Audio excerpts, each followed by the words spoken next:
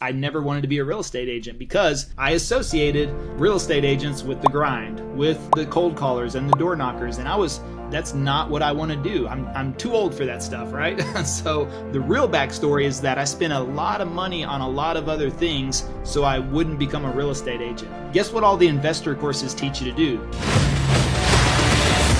World-class lessons from the real estate industry's top 1%. Empowering agents to think bigger and do more to create life by design. All right, you guys, welcome back to another episode of Light It Up Podcast. We are excited to have with us today Levi Lascsak.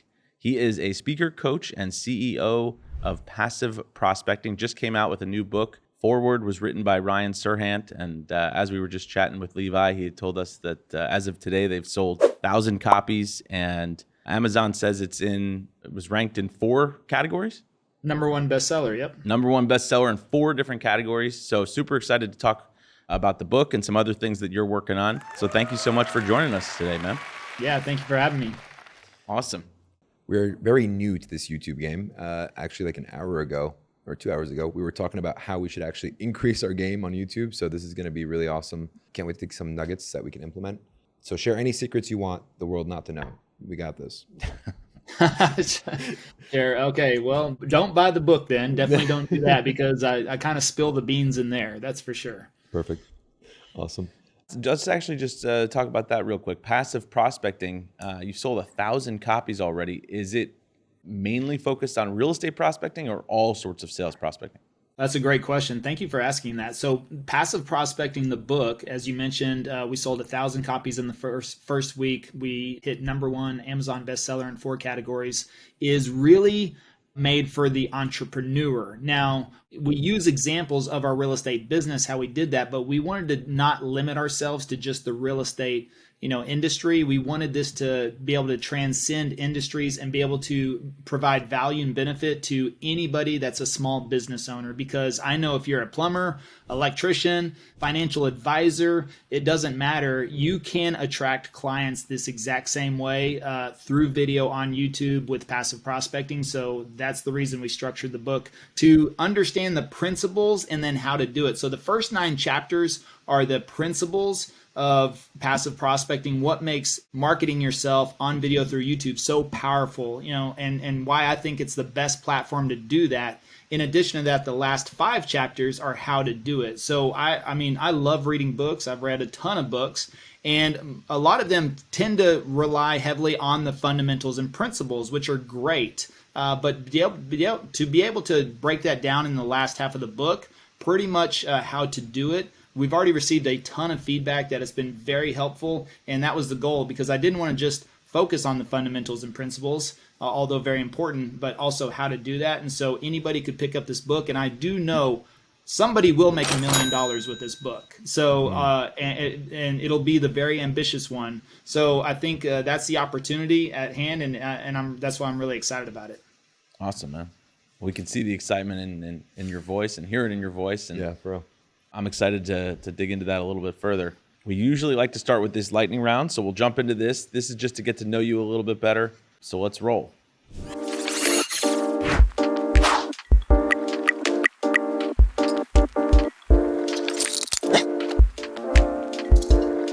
Levi, what is one way that you get in the way of your own success?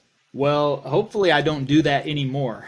So, that's really where passive prospecting came from, was the fact that I've had 3 major setbacks in my life. And every time that happened and I was removed from the picture, then, my business at the time completely stopped. So that's one of the things that I realized before I made the move into real estate. I had to ask myself different questions. I had to ask myself, what went wrong in my previous careers, and how could I remove myself as quickly as possible so that I don't get in the way next time, and how do I scale that accordingly? So the thing is that I love sales, but I hated prospecting. Now, I was always the best at sales because I became the best at prospecting, even though I didn't like it. That's the thing, is that I became a master of prospecting, which kept my pipeline full and kept business, in my pocket. But I felt like I spent 90% of my time always chasing, right? Always going after people, always outbound, always picking up the phone, always knocking on the doors, and the problem with that is that as soon as I stopped, guess what stopped? My lead generation stopped. If I went out of town, my lead generation stopped. If I got sick, my lead generation stopped. If I wanted to take a vacation, my lead generation stopped. So, and as I mentioned, I was in the military, I got deployed. I had a major health crisis where I was out of the picture for almost a year. And then, whenever the pandemic hit, those were outside forces that made me, actually neutralized me. And whenever I was neutralized, guess what? My whole business stopped. So moving into real estate, I said, how do I not let that happen before? And I wanted to create a business and a lead generation strategy that would attract business and would work for me 24/7. And how would you do that? Well, my first thought was, of course, social media, but which platform? I didn't want to try to go in and be everywhere on every single platform. I knew that would be a trap, because if I tried to master 5 platforms at once, I never would, and I'd end up giving 20% effort to 5 different platforms. So I wanted to choose one platform and figured I'm going to go all in if I can just find the right platform that's a fit for me. Because again, I felt social media would be the best way to attract business. And I didn't understand what I know now, but I did believe video could be the way to do that. And so once I narrowed that down to YouTube, which YouTube was actually my last choice, but I thought, because all the noise, everybody was telling me to go to Facebook, Instagram, TikTok, nothing wrong with those platforms. They just didn't really fit my personality and what I was looking to do. But when I got on YouTube, I quickly found out that I could create videos because YouTube is a search engine, not really a social media platform. And people are on there intentionally looking to get their problems solved. And that's the same case in real estate, mortgages, plumbing, electricians, financial advising. They're going there for information, either education or entertainment. Once I figured that out, I realized I didn't have to be the best real estate agent. I knew Dallas. I've been in Dallas for 20 years. So I could talk about Dallas all day long. Well, people are not searching on YouTube who's the best real estate agent. They're searching Dallas, Texas. They're searching what's it like to live in Dallas, Texas. They're searching what's it like to live in neighborhoods of Dallas, Texas. What's it like to live in the suburbs of Dallas, Texas? Well, guess what? I can talk about Dallas and the suburbs all day long. So as soon as I figured that out, I just started making videos about Dallas instead of trying to be the best real estate agent. So therefore, what I soon learned was that those videos started doing all the work for me because I just made videos instead of ever reaching out to anybody. I decided to be patient and say, okay, I'm going to just make video after video after video after video and see if the phone ever rings. And that was really the only goal when I started the channel was, can I make the phone ring? Period. I didn't care about views or subscribers or anything else. I mean, views do help, and the more views you get, the more likely your phone is going to ring, but I wasn't concerned about the vanity metrics. So I wanted to say, if I can make the phone ring, I know I've got something that works, and that could keep me from ever having to, pursue people again, possibly. And those were just the concepts that I was trying to see if it worked. And sure enough, within 30 days, I got the first phone call. Once that first phone call came in, the second and the third, and then from there, it becomes a compound effect. And what I realized was that the best use of my time was making videos because that did all the prospecting for me. The phone rang. It allowed people that wanted to work with me to find me. And whenever they called me, they had pretty much already made a decision that they wanted to work with me. So I didn't have to really sell them on myself. On top of that, just because I knew Dallas, because I've lived here for 20 years, they automatically assumed I was an amazing real estate agent. They didn't know that I was just getting in the business and just starting out and had never sold a home. So that was to my advantage as well. But, that was the thing, is I knew we could figure out the rest of that stuff, right? I knew I could write a contract on my own. I knew I could go practice opening a door if I wanted to. So they wouldn't know that I was a brand new agent, but it was the amount of knowledge and value that I provided up front that, got them to call us. And so that was the opportunity. So what I would recommend is get out of your own way. Look at how you can scale either through video or through other people. And so maybe that's hiring somebody as quickly as possible. Before, I always thought I had to do everything. And if I wanted it done right, I would have to do it. And this time around, I said, I'm not getting caught in that trap again. As soon as I have a little bit of extra money, I'm going to hire somebody, and I'm going to hire the next person, and I'll hire the next person. I would rather keep myself at a lower income than and bring on 2 or 3 or 4 people than to be 100% dependent on my own efforts. Because if you get sick, if you go on vacation, if family comes over, if your family gets in the way, all these types of scenarios that can happen. As soon as you're removed or you're out of the picture, guess what? Your business is going to stop. Yeah. Yeah. There's so much that you said that it's a lot of a mental shift too, because there's a difference between productivity and achievement. And what feels like you're being productive doing the grind and doing, prospecting, calling each person, you're limited to the access and the reach and the leverage that you have. In Naval's book, The Almanac of Ravikant, he's talking about the 4 layers or 3 layers of leverage, right? You have the leverage of capital, you have the leverage of labor, you have the leverage of content, creating what you've done essentially with creating those pieces that can live far when you're gone, right? And they can work for you over and over again, and they compound. And that's where you're able to create that little niche in that market. What started that for you? What was the exposure that got you into doing that? I started researching. So over the summer of 2020, I guess we all had a lot of time on our hands, and except I didn't watch Tiger King. So I had a financial services business. I worked with all the teachers at Dallas Independent School District. I helped them with their retirement. And so I met with teachers on campus one-on-one. Well, as soon as the school shut down, guess who I couldn't talk to anymore? I couldn't talk to teachers. So, that outside force kept me from conducting my business. So over that time, and I remember specifically like April 1st of 2020, my business stopped. So I was sitting at home going, okay, just like everybody else, what do I do next? And the thing is I had no idea when schools were going to reopen, when the world was going to reopen. And so I knew I had needed to do something, make a change, make a pivot.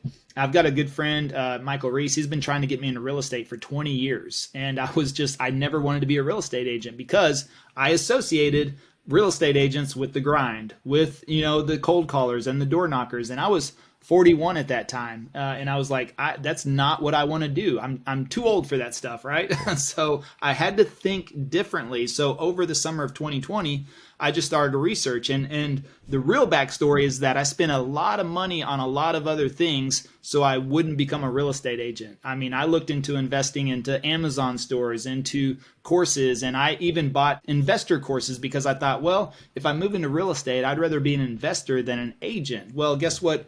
Guess what all the investor courses teach you to do? They teach you how to cold call and door knock and send out postcards, and it's the same thing. I was like, this is exactly the same thing a real estate agent does. They're just doing it without a license, right? And so I was like, well, I don't really want to do that.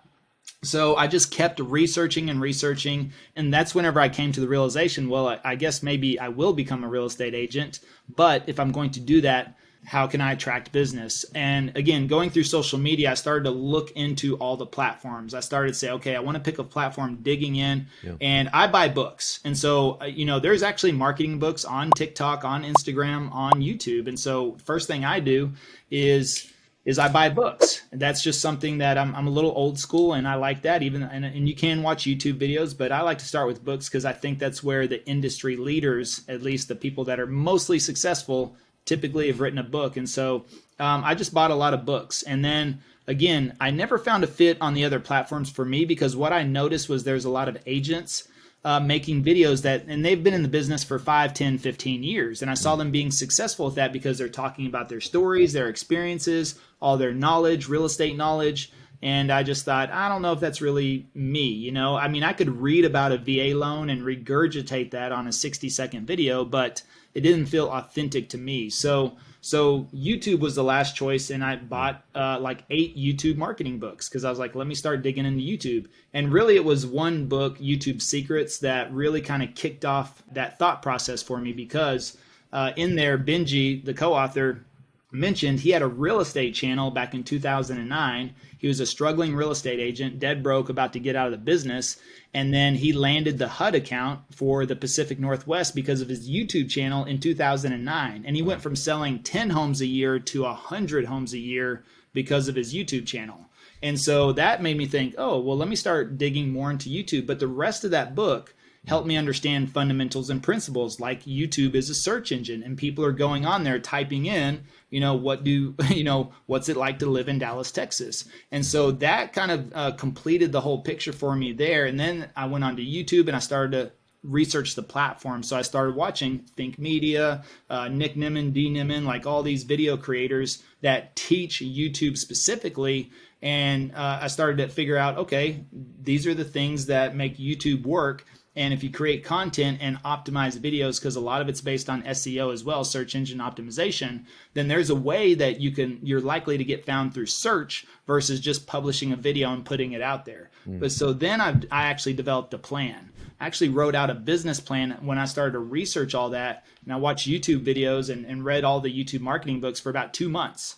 And so over those 2 months, I hyper learned that subject. I hyper learned YouTube. And I believe anybody that no matter what you want to accomplish these days, I believe you can hyper learn that subject in 60 days and you could probably be very successful at it very quickly, because the blogs, the internet, Google, YouTube, everything that's out there right now, the information is present on whatever it is you want to do. If you want to become the best postcard marketer, whether that's in investments or getting listings, I believe you can do that. If you actually studied postcard marketing for the next 60 days, you'd probably blow 99.9% of the agents out of the water, because most of them probably have started their campaigns based off of somebody else's campaigns and they just rinse and repeat. They've never really studied copy and images and pictures and placement and frequency and depth and all of that. And I promise you, there are books on postcard marketing. And if you read those books and dug into that, you could be the best at it, I believe, probably in your city. So for me, it just really clicked through YouTube. And so I just went all in on just studying everything I could for about 60 days. And then I thought, how can I apply this to real estate? And literally wrote out a plan. So I understood how often I should publish, when I should publish, how many videos per week should I publish, what are my thumbnails going to look like. So I understood all of that before going into it, where I think a lot of people will create a video, get all excited, they post it on YouTube, and then they're like, wait a second, I only got 5 views, this sucks, and they wonder why. Well, the reason is that you have to understand these platforms from a producer side versus a consumer side. We've always looked at them from the consumer side, but you have to understand the back end, the analytics, the data, what makes them work, the algorithms, and all of that. Now, you do have to create good content as well, but you can even be, mediocre at creating content. You will be that at the beginning. You'll get better over time, but your content will improve and that will help your views improve. But ultimately on YouTube, you have the advantage of search. And so that's why I like the platform so much. So everything here is in your book. So I'm actually, I think John actually ordered it while he was on his phone. He suggested it. Without going into giving everything away, what's the formula? So we were talking about this earlier. We're saying, is it like a funnel where you do shorts that captivates them, medium form content, then they go to your actual stuff? But if you're trying to do it to target people, like for clients, because right now you're saying with the system that you can create, you can generate 2 to 5 leads every single day. Let's just throw out some of his numbers here real quick too, just to give proof in the pudding. Levi then partnered Travis Plum. They closed first 2 transactions from your YouTube channel in April 2021. And then over the next year, they generated 164 transactions, $90 million in production, and $2.7 million in commissions. Yes. So if you want to break that down by year, so what we were looking at when we were writing the book, we hadn't completed 2022 yet. So we were trying to go through, I think, about 15 months worth of data there. So if you break that down now that we've completed 2021, 2022, 2021, as you mentioned, first 2 transactions, April of 2021 we closed. So we didn't sell a home in the first quarter of 2021. The last 9 months we closed 64 transactions. That was right at $1,007,000 in commission. And the next year in 2022, from the channel, we did 154 transactions from the channel. So that was right at 86.2 million. And that was right around 2.3 in commissions closed in 2022. Wow. So, I mean, a lot of people we've talked to that, have a big YouTube presence, from what I've heard collectively, is like, we do YouTube marketing, in addition to our prospecting or our postcards or our mailing. But I don't think we've talked to anybody who's doing more than like 25, 30 deals from YouTube per year. So just to go back to what you were saying, if you wanted to give somebody 5 pointers, 3 or 4, 5 pointers as to what they can focus on, this week to make sure that their content is actually getting them some clients and some business. Yeah, I mean, they have to be intentional about it, first of all. So, I think you can definitely get business and those that are doing, let's say, 2 transactions a month, and they're creating content, clearly they probably have some consistency there. But you have to understand what makes a video work well, and that goes into the thumbnail, the title, the description, the actual content itself. So those 3-4 things right there alone, you really need to understand how that works. So let's start with the thumbnail. Thumbnail is like 80% of the battle on YouTube. Think about it. Our eyes process an image in 0.7 of a second. Okay. So that means when you open up the YouTube home screen, guess what you're looking at? You're looking at thumbnails. When you go on Netflix, what are you looking at? You're looking at thumbnails. What is every magazine cover? What is every billboard? They're all thumbnails. What is a postcard? It's a thumbnail, technically. So you have to start thinking about this in those terms. Next time you're in the grocery store, look at a magazine cover and think about how are they positioning that thumbnail? Look at the image, the text, what stands out at you. So first of all, you have to be very intentional about your thumbnail, because that is 80% of the battle right there. Because if somebody does not click on your thumbnail, they will never know anything else. But they are going to go from thumbnail to title to clicking on your video. So your thumbnail needs to be clickbait, not bait and switch. It needs to be clickbait, which means it needs to be interesting. It needs to be, something else. It's funny. We just made a thumbnail. It's going to be one of my absolute favorite thumbnails, which is me. And it says across the top, it says dumb A ***, and then NT, right? But the NT is kind of like behind my head. So if you can visualize this, what you're going to see is you're going to see dumb A ***. So what does that make you think? Stupid. Dumbass. Dumbass, exactly, dumbass. But what it's really saying is dumb agent. But you see how I coded it. But so that's why the NT is like, you can tell there's an NT behind my head, but that's what it's saying. It's like dumb agent. But what most people are going to fixate on is the dumb ass. Yeah, but right. We're not putting a cuss word on the thumbnail because we don't want to upset YouTube, right? Yep. And then it's me making a, kind of a dumb face, and we got a picture of a house. And so, what I'm talking about in that video, and we haven't titled it yet, but we'll title it because that's going to go out this weekend, is something catchy as far as, and the video is me talking about, why did I just buy a personal residence? Why did I just buy another home in this market at 6.5, 6.6, 6.7 interest rates? So I'm dumb, right? That's so, even though the whole video is really geared toward why I did that, the reasoning behind it, the deal I found, the incentives that I got, and for the fact that not only am I going to pay for my current house and the new house because I'm going to keep this house, I'll Airbnb it. And when you add up both mortgages, the Airbnb that I calculate from this home will pay for both homes at the same time. So the end part of that video is going to be, it's not about the price of the asset. It's not about the interest rate of the asset. It's what can you do with the asset? What can you make from the asset? So I don't care that I got a 6.5 interest rate, because guess what? I got $40,000 in incentives from the builder. That's going to allow me to do a 2-1 buy down. It's going to cover my closing costs, and it's going to cover my title policy. So I'm only coming out of pocket. Plus I did a second residence conventional loan. So I only have to put $5,000 down. It's a $900,000 house. I'm only putting $45,000 down. So I'm putting $45,000 down. I've got a 4.5 interest rate because the 2-1 buy down. And guess what? What do I believe is going to happen to interest rates in the next year or two? They're probably going to come down to 4.5. So I'll just refinance anyways. But on top of that, the calculations I can do on this home, because this home is in a historic neighborhood. It's close to downtown. I know what I can get, and I do the math. So I'm walking people through that whole video. But the thing is that what are they going to see first?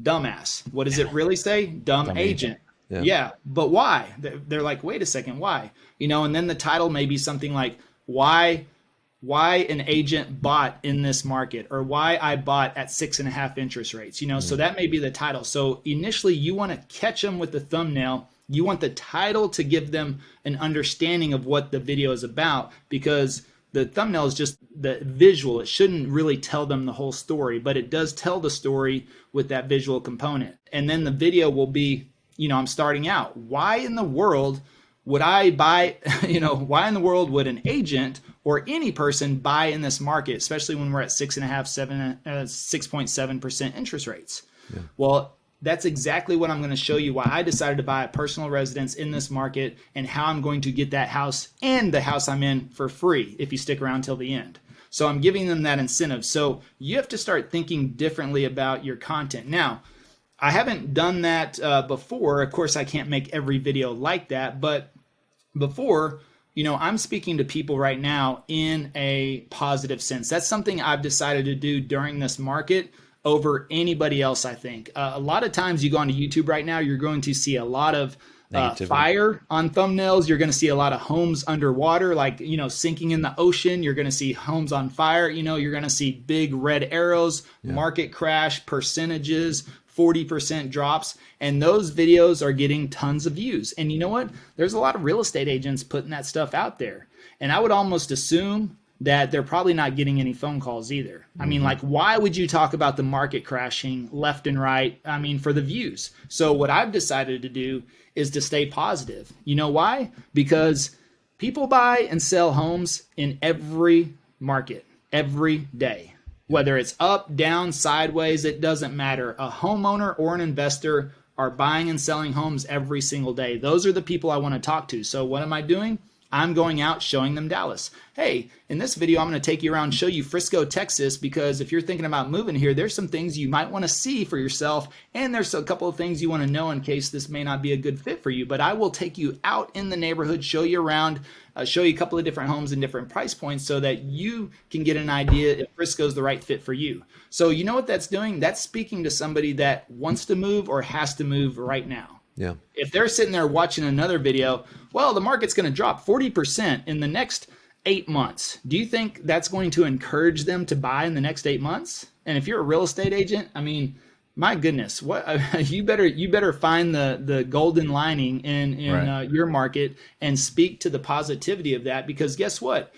Even if the market crashed tomorrow, I would still tell somebody to buy a house today, because guess what?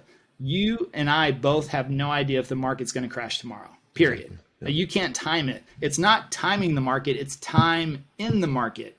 And overall, real estate has been the safest and the most appreciating asset over time. And if you're working with the right people, they should be thinking about, living in that home for the next 2 to 5 years anyways. Guess how long that recession is not likely to last? It's not likely to last 2 to 5 years. Have we ever seen housing crash out for 2 to 5 years? Not even after 2008. Yes, it dropped significantly, but that was a housing crisis. That was caused by, bad decisions. But guess what? As soon as it bottomed out, what did it start to do? Appreciate. Guess what? People that owned homes, if they just waited 2 years, 1 to 2 years, their home was back up to the value that it probably was. Did they lose a couple of years worth of appreciation? Yeah, probably so. But you only lose value in an asset if you sell it at the bottom. Yeah. I mean, otherwise you don't have, it's not worth anything. It's not except the roof over your head. Yeah. So if you sell in a down market, then yeah, you lost money. But if you wait it out, whenever it comes back, guess what? You didn't lose money. Yeah. So that money didn't come out of your pocket. And it's clearly a controversial topic. So you doing it in that essence, it's like somebody who's watching like maybe a video about how negative it is, and then they see yours and they're like, oh, this is congruent with the message I've been watching, and it's a complete different one. And it's like, well, let me reach out and see what he's doing differently. Do you do that intentionally? On this thumbnail or? Just in general with the content that you try to aim for? Well, I mean, this is the first one. I've done a couple, last week we did a live stream and the thumbnail said housing market and there was an up and down arrow. Mm-hmm. So, I'm not putting percentages on there. And the reason I'm putting up and down is because really interest rates seem to be like up and down, so that was the message behind it. But a lot of people they do shift and gravitate towards negativity, unfortunately. So, I'm not saying that shy completely away from that, but I'm also saying don't shoot yourself in the foot.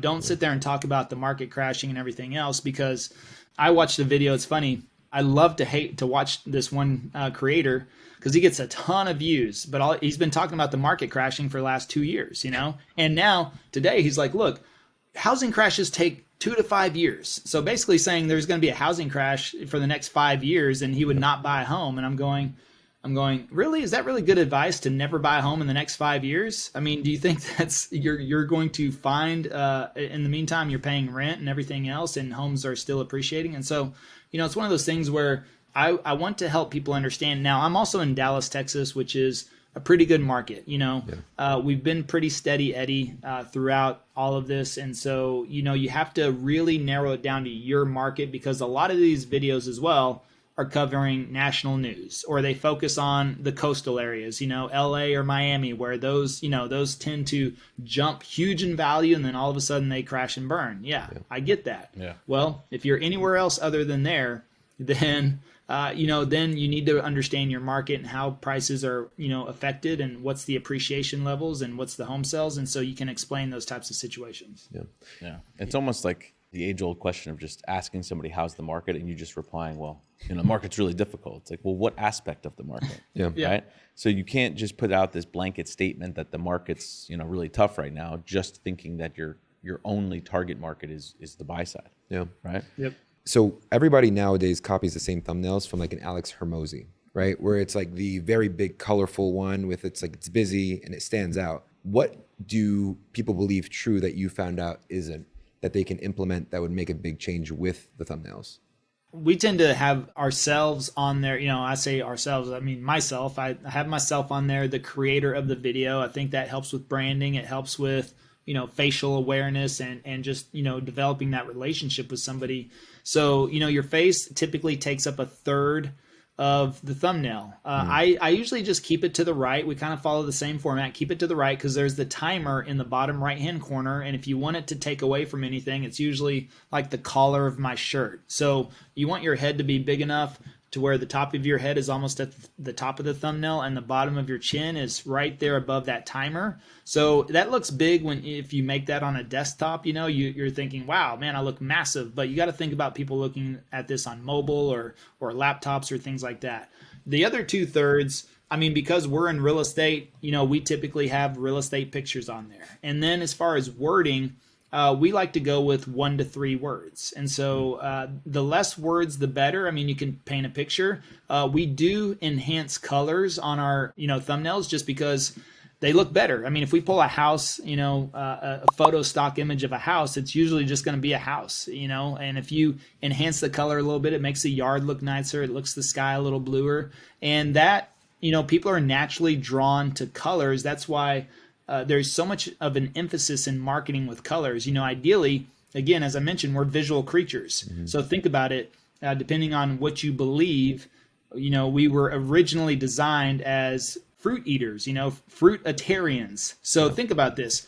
Are you really attracted to green vegetables, or are you attracted to bright colored fruits? Well, the reason fruits are colored that way, ideally, in the early days, because you could see them through leaves, right? You could easily see an apple or an orange or a banana, hanging off the tree, especially like in a dense area. So, you're attracted to yellows and reds and orange, bright colors. And that's typically, I think, built into our DNA. And so, that's what you do want to consider. Now, maybe it might be more noticeable now because, Alex Hermosi gets so many views. But, it just seems like whatever he's done, it doesn't matter. I've seen some good thumbnails of his. I've seen some bad ones, and he still gets pretty good views, So yeah. I think, color enhancement is important. Wording. If you can tell a story with a thumbnail without any words, I think that's a very powerful thumbnail. But I think it's hard to do that in real estate unless you put it underwater or on fire. Then clearly that'll get some views. So there's just different ways, and you kind of just understand that. Once you study it, you start to see that. You look at the Hermosis and you look at other people's that do have good high amount of views and notice. And so take some inspiration, think about what they're doing. I wouldn't copy anybody directly, but you can always draw some inspiration from others. Yeah. What's your goal as far as length of the video? Are you big on creating like long form and then chopping it up, or are you specifically creating, a bunch of short form? I think video should be as long as it needs to be. We've done this all primarily through long form content. We haven't really focused on short form at all. All of our short form content comes from our long form content. So it's one of those things where I do think it's important, short form content, but I believe long form content is the best way to convert, because likely people are not going to watch a 60-second reel and buy a home from you. Now, that's the first chapter of the book, Passive Prospecting, is interruption versus intention-based marketing. Short form content ideally is interruption marketing. Facebook, Instagram, TikTok are interruption platforms. Last time I checked, nobody said, hey, honey, it's time to buy a house. Let's go on Facebook and see what's on the market. Yep. Nobody said, hey, honey, it's time to buy a house. Let's go on Instagram and see if we can find a really cool agent sitting on a Lamborghini. Nobody said, hey, honey, it's time to buy a house. Let's go on TikTok and see if we can find the best dancing real estate agent. So they're not going to those platforms to research for buying decisions, right? They're mostly, what I believe, people go to those platforms to kill time. To do mindless activities, right? They're scrolling with their thumb. So will they come across a real estate agent? Sure. Does that mean they're in the market? Probably not. And they may not be in the market for 2, 3, or 4 more years. But guess what? People go onto YouTube and say, hey, honey, it's time to buy a house and we're going to move to Dallas, but maybe let's research Dallas. And then they start typing in, what's it like to live in Dallas? And guess what? All of our videos pop up. And so therefore, we're capturing people in the research phase before they've ever decided to hire a real estate agent. And that to me is the most powerful, because then we become their agent by choice because they end up watching more and more of our videos. And so the relationship gets developed through the video. And so that way, whenever they call us, they've decided to work with us already. So that's way more powerful. Yeah. So if I get this right, thumbnail is important to get somebody's attention. The title is there to give a small description of what the video is going to be about. And the 1 to 3 words. 1 to 3 words for the 1 to 3 words for the thumbnail, right? Thumbnail. And then the content itself will improve over time. So someone listening to this thinking I can't do that, the more they do it, the better they'll get over time. Now the back end part of it, which is probably the most difficult, which is like the SEO stuff and some of those tidbits. Obviously everything is in your book. So if somebody wants to get a hold of those, you can get the book and go through it yourself. But what's one most important thing that someone should be aware of that they might not be? Well, if there's a blank that YouTube gives you, fill in the blank. So a lot of people just post videos and you post a video, but you need to look at before you publish that video, YouTube's going to give you a lot of steps to go through. There's a lot of boxes to check, a lot of empty boxes to fill in. I mean, you need to look at all of that stuff, because guess what? If YouTube gave you a box, shouldn't that tell you that they probably want something in that box? And so a lot of people just skip over that stuff. And that's why their videos never show up in search, because YouTube doesn't know how to match their video to the people that are searching for the content. Are you leveraging any AI platforms to build this out even more? We use some for descriptions and copywriting and blogging. Yeah. There was a website that we just found out actually a couple of days ago, because it's so brutal to go back to try to find from long form to short form. It was a company called Getmunch.com, where they split little videos in there, and they give you, like, if they're talking about, for instance, sales, and it'll say a trending topic in there is like accountability structure or something like that associated with business. It'll say, use these keywords. Is that keywords you would use in the actual title, or is that you would use in the description, or is that you'd use somewhere else in when you're uploading the video? All of it. Yep. Really? Yep. Keywords in the thumbnail, keywords in the title, keywords in the description, keywords in the tags. I mean, there's a whole back end. That's why a lot of people shy away from YouTube. I think it is the most complex yet simple back end, because, I mean, can you really tell me how to be successful on Instagram? Because I don't know. I get 50,000 views on a reel, and I've gotten 200 views on a reel, and then the next day I get 3,000, and the next day I get 15,000, then the next day I get 400. And so, and I can't for the life of me, and nobody that I have look at it for the life of me can tell me, okay, here's how you post a 50,000 viewed reel every single day. But our videos on YouTube, they do the same or they do better, so every time we publish, we're either doing very well, or and we know we can measure that on a certain style of video, the velocity, we can see all the analytics, does it, our metric is kind of like 1K in one day. If we don't hit 1,000 views in one day, then we know either the subject matter or, something that's not good. And we have a group of videos right now that we know don't do as well as the others. I just produced another group of videos that are all doing way better than ever before. So I know I've hit the sweet spot on that content creation. I mean, I just can't figure it out on any of these short form platforms, I mean, I got TikTok, I've got videos with 400,000 views and I've got videos with 2 views on them, Yeah. And so to me, that tells me on those platforms, they're just getting pushed out whenever the platform decides to push them out, because there's no reason I should get 400,000 views on one video and 2 views on the next one, right? Yeah. Especially if I have 1,000 or 2,000 or 3,000 followers. I mean, I should at least get the baseline, somewhere of a good baseline. It's so up and down, but YouTube's very consistent. And I think it's the most consistent platform as well as far as when it comes to changes. They don't really change a lot. Really, Shorts has been the biggest change they've come out with in the last 2 years. Other than that, the other platforms seems like they're changing all the time, and Instagram can't figure out who they are right now because they're trying to compete with TikTok. And YouTube, I don't know if you guys know about this, but they just created a whole separate podcast tab on YouTube. Yep. So, you should be uploading all this content on YouTube podcast, and YouTube is actually the #1 podcasting platform out there today. And guess what? It's search-based. I mean, all podcasts, I guess Spotify, Apple, those are search-based as well, because you can type in YouTube for real estate. Yep. And, or passive prospecting. If you type in passive prospecting, our podcast will pop up. But so that is kind of search-based, and you can type in some keywords. But YouTube's a really strong platform for that. But that's why you just want to be mindful of everything. Yeah. So, I mean, I can tell you love the analytics of it. Let's just say you post a video. I think you said that one of your favorite thumbnails is coming out this weekend. Let's just say you post it on Saturday. You said the goal would be 1K a day, right? So 1,000 views per day. So on Sunday, let's just say you've hit your 1,000 views. You go into the back end of YouTube. What are the key metrics you're looking at to see if it was successful in your mind? It's more like 1K in the first day. So from there, it could start to compound and likely will. But it's velocity. YouTube gives you a ranking of your last 10 videos, and so you can clearly see where that video ranks. So if I publish a video and it's 1 out of 10, that means it's taken off the best out of the last 10 videos. If it's 5 out of 10, it's right in the middle, right?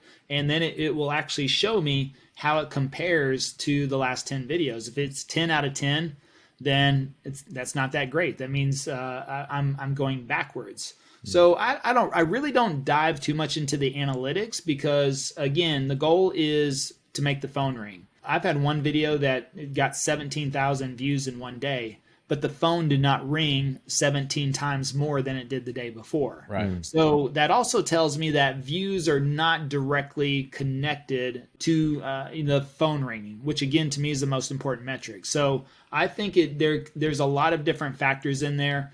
I think it's just making sure you rank, because most people, when they search, they will likely pick one video out of the top 5. Usually 3 to 5 videos will display in search results, and they don't have to scroll. Maybe they'll scroll just a little bit, but we typically will have 2 to 3 videos within the top 5, if not the top 10 of anything that's searched in Dallas.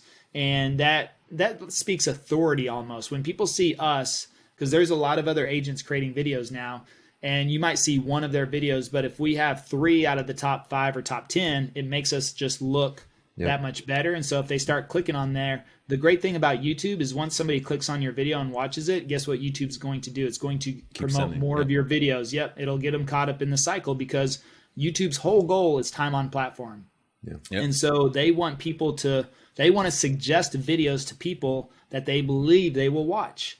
So the longer they watch, now view duration is very important. So the longer view duration that you have, the better. So I think if you can get anywhere from 30, 40 to 50% and above, you're winning on there. But I've had videos that have had 20% view duration or average view duration, and they get tons of views. Now, the other thing is that YouTube, if it pushes it out, doesn't mean they're pushing it out to all the perfect people either. So people could click on it, and that's why the view durations go down. So I think there's so many variables in all of that stuff. I think the ranking is probably one of the most important things as far as how it compares to the other ones. But for us, it's just like, I want to hit 1,000 views as fast as possible, and everything else kind of takes over from there. Yeah, no, that's good. There's, I feel like the biggest misconception is that people use almost YouTube as like a storage house, and then they rely on all the other metrics and just try to pull from it. Yeah. What I hear, it sounds like it really works, is using YouTube as the foundation, And that's what will make people seek you out, because it is a search engine. It's not a warehouse, right? Now, what's one secret that you're willing to share with everybody? And this will leave a cliffhanger, but what would be a good thing that somebody can take and that would be it would make a big difference for them if they implemented in their YouTube posting and the videos they're doing? One secret is change your file name before you upload to YouTube. So you know how whenever you record a video, how you'll get the .mp4 or the .mov, Yep. right? And you know how it usually defaults to like A, B, C, D, E, F, G, H, I, J, K, L, M, N, O, P, Yep. or it'll default to the date. You know, maybe it'll say like 1/16 or whatever today, 3/17/23. You know, maybe it defaults to the date, and then people will just upload that video. Well, guess what? YouTube reads file names, so we optimize that file. Just change it. So we'll say Frisco, Texas, Levi Lascsak, Dallas, Texas real estate agent .mp4. You know.